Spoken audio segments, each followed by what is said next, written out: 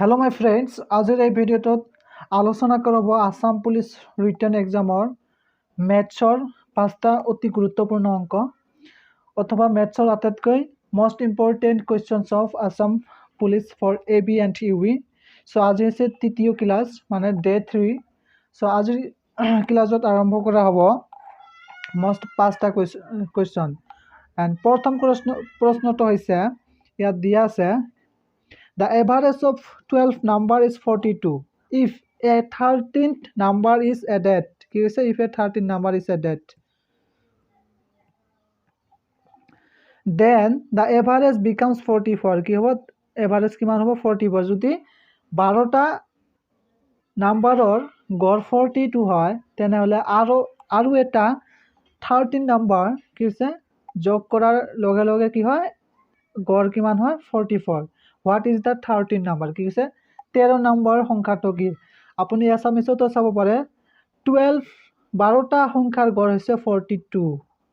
12টা সংখ্যাৰ গড় 42 যদি 13তম সংখ্যা এটা যোগ কৰা হয় তেন্তে গড় 44 হয় 13তম সংখ্যাটো কি মাই ফ্ৰেন্ড কি হ'ব 12টা সংখ্যাৰ গড় 42 ঠিক আছে 12টা সংখ্যাৰ গড় 42 কৰাৰ 12টা সংখ্যাৰ গড় হৈছে 42 কিন্তু আৰু এটা সংখ্যা যোগ কৰাৰ লগে লগে 13 নম্বৰ আন এটা সংখ্যা যোগ কৰাৰ লগে লগে ইয়াৰ গড় কিমান হ'ব আৰু এটা সংখ্যা যোগ কৰিলে কিমান হয় গড় ইয়াৰ 40 কিমান হ'ব 44 ঠিক আছে যদি এই সংখ্যাটো 44 হয় তেনেহলে আপুনি ইয়াত চাব পাৰিছে 12টা সংখ্যাৰ কি হৈছে 42 পৰা কিমান বাঢ়ি গৈছে 2 ঠিক আছে গতিকে 12টা সংখ্যাৰ 2 বাঢ়ি গলে কিমান হ'ব কিবা ইনটু 2 বাঢ়ি গলে হ'ব 2 * 12 কিমান হয় 24 সো কিমান হ'ব 44ত কিমান যোগ কৰিব লাগিব 24 যোগ কৰিলে কি হ'ব এই 13 নম্বৰ সংখ্যাটো ওলাই যাব ঠিক আছে 44 and 24 equal কিমান হয় 448 তাৰপাছত 2 আৰু 4 6 so my friend কারেক্ট অপশনটো কি হ'ব 68 ইয়াত অপশন কি আছে ইয়াত আছে 68 so এই অপশনটো কারেক্ট হ'ব ঠিক আছে next question my friend number of question 2 40 কি কৈছে a number is multiplied by 6/5 instead of 5 of 6 find the percentage error in the calculation কি কৈছে এটা সংখ্যা 5/6 ৰ পৰিৱৰ্তে কি হয় 6/5 এৰে পূৰণ কৰা হয় ঠিক আছে 5/6 এৰে পূৰণ কৰিব লাগিছিল কিন্তু 6/5 এৰে পূৰণ কৰিছে তাৰপাছত কি হ'ব গণনাত শতাংশ ত্ৰুটি কিমান হ'ব মানে গণনাত শতাংশ ত্ৰুটি কিমান হ'ব ঠিক আছে মাই ফ্ৰেন্ড ইয়াত হ'ব 5/6 এৰে কি কৰিব লাগিছিল 5/6 এৰে পূৰণ কৰিব লাগিছিল কিন্তু পূৰণ কৰিছে কি এৰে 6/5 এৰে ঠিক আছে 6/5 এৰে পূৰণ কৰিছে সো 5 and 6 ৰ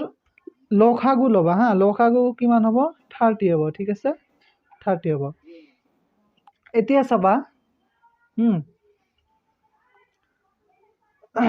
চাবা এটা সংখ্যা 5/6 এৰে পূৰণ কৰিল মানে এইটো সংখ্যাৰে পূৰণ কৰিব লাগিব 30 যদি পূৰণ কৰা হয় 30 কি হ'ব 6 দি 30 কিমান বাৰ যায় 5 so 6 কটা তাৰপাছত কিমান হ'ব 5 * 5 কিমান হ'ব 5 * 5 কিমান হ'ব 25 ঠিক আছে 25 হ'ব লাগিছিল কিন্তু 30 যেতিয়া 6/5 এৰে কি কৰিছে পূৰণ কৰিছে মানে ভুলতে 30 লগত পূৰণ কৰিছে 6/5 এতিয়া কি হ'ব 5 দি 30 কেইবাৰ যায় কিমান বাৰ যায় 6 so 6 * 6 কিমান হ'ব 6 * 6 কিমান হ'ব 36 ঠিক আছে মাই ফ্ৰেন্ড সো কি হল সংখ্যাটো হ'ব লাগিছিল 25 কিন্তু 36 কিমান বেছি হৈ আছে 25 ৰ পৰা 25 পৰা কিমান বেছি হৈ আছে 11 সংখ্যা বেছি হৈছে কিহৰ ওপৰত বেছ কৰি বেছি হৈ আছে 25 সো শতাংশত ললে কি হ'ব 100 ৰে কি কৰিব লাগিব পূৰণ কৰিব লাগিব সো 25 in 25 দি 100 কেইবাৰ যায় 4 সো কি হ'ব 11 into 4 কিমান হ'ব 11 into 4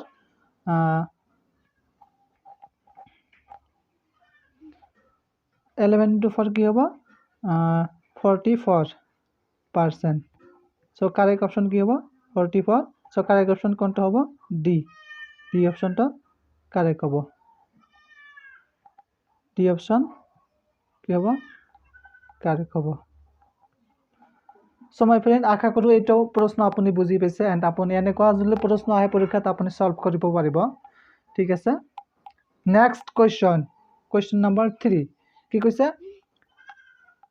a student has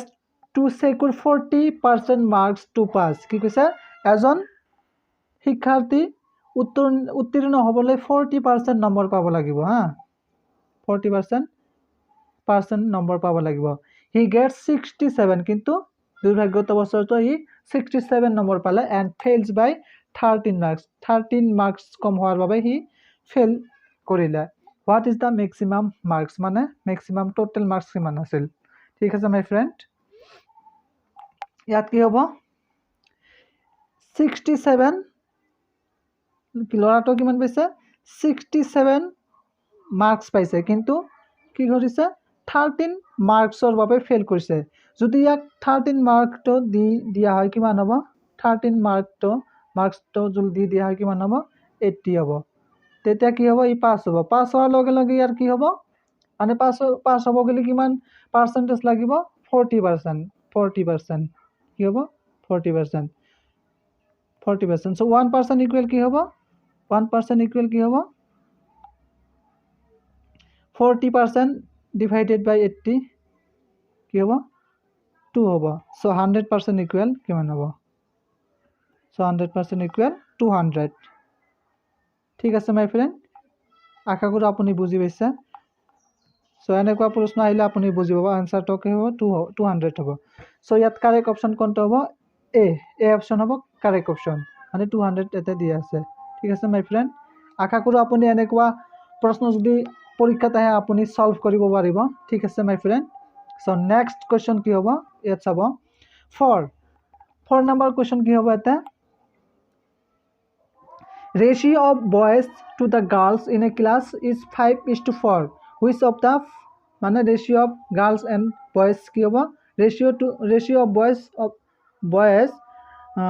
to the girls in a class 5:4 which of the following cannot be the number of students in the class কি হ'ব ইয়াত কি কোৱা হৈছে শ্ৰেণী এটাত ল'ৰা আৰু ছোৱালীৰ অনুপাত কিমান আছে 5:4 নিম্নলিখিত কোনটো শ্ৰেণীৰ শিক্ষাৰ্থীৰ সংখ্যা হ'ব নোৱাৰে মানে কি কৈছে কি কৰিব লাগিব টোটাল ৰেশিও কিমান হয় আপুনি যোগ কৰিব লাগিব 5 যোগ 4 কিমান হয় 9 টোটাল ৰেশিও কিমান হ'ব 9 এতিয়া 9 এৰ যি কেইটা সংখ্যা হৰণ যাব এই কেইটা সংখ্যা মানে শিক্ষাৰ্থী হ'ব পাৰিব কিন্তু 9 এৰ যেটো সংখ্যা কি কৰিব মানে ডিভাইড নহয় এটো সংখ্যা শিক্ষাৰ্থী হ'ব নোৱাৰে মানে টোটাল ৰেশিও এতে 9 আছে যদি 9 এৰ ডিভাইড নহয় এটো সংখ্যাৰ ষ্টুডেন্ট হ'ব নোৱাৰে সো এতে 9 এর যদি 45 ক ডিভাইড করা যায় ডিভাইড যাব এন্ড 9 এর যদি 72 ডিভাইড করা যায় ডিভাইড যাব সো 9 এর যদি 108 ক ডিভাইড করা যায় কি হবে ডিভাইড যাব ঠিক আছে 9 এর যদি 98 ক ডিভাইড করা যায় তেতিয়া কি হবে আপনি কৰি চাওক 98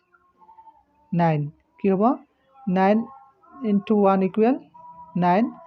সো কি হবে 8 so এটা ডিভাইড না যায় 9 এর সো মাই ফ্রেন্ড ডি অপশনটো কিছে নিম্নলিখিত ইয়াত প্রশ্ন কিছে নিম্নলিখিত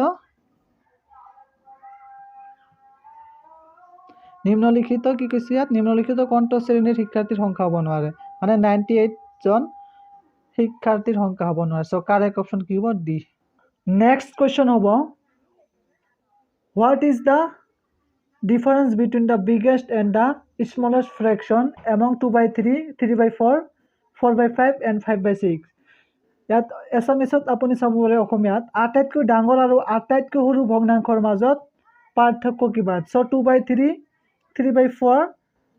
4/5 and 5/6 মাজত আটাইতকৈ ডাঙৰ আৰু আটাইতকৈ সৰু সংখ্যাৰ মাজত পাৰ্থক্য কিমান চ' আপুনি ইয়াত ডাইৰেক্টলি ক'ব নোৱাৰা কোনটো ডাঙৰ সংখ্যা আৰু কোনটো সৰু সংখ্যা চ' 2/3 ফ্ৰেকশ্যনক কি কৰিব লাগিব ডেচিমেলত কনভাৰ্ট কৰিব লাগিব 2/3 ডেচিমেলত যেতিয়া কনভাৰ্ট কৰিব কি হ'ব 0.66 হ'ব এণ্ড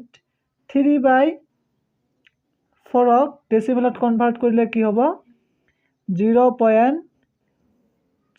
কি হ'ব 7.5 and 4/5 ডেচিমেলত কনভাৰ্ট কৰিলে কি হ'ব 0.80 আৰু কি হৈছে 5/6 ডেচিমেলত কনভাৰ্ট কৰিলে কিমান হ'ব 0.83 চ' আপুনি ইয়াত চাব পাৰিছে আটাইতকৈ ডাঙৰ ফ্ৰেকশ্যন কোনটো আৰু আটাইতকৈ সৰু ফ্ৰেকশ্যন কোনটো চ' আপুনি ইয়াত চাব পাৰিছে আটাইতকৈ ডাঙৰ ফ্ৰেকশ্যন হৈছে 5/6 ঠিক আছে এণ্ড আটাইতকৈ সৰু ফ্ৰেকশ্যন কোনটো 2/3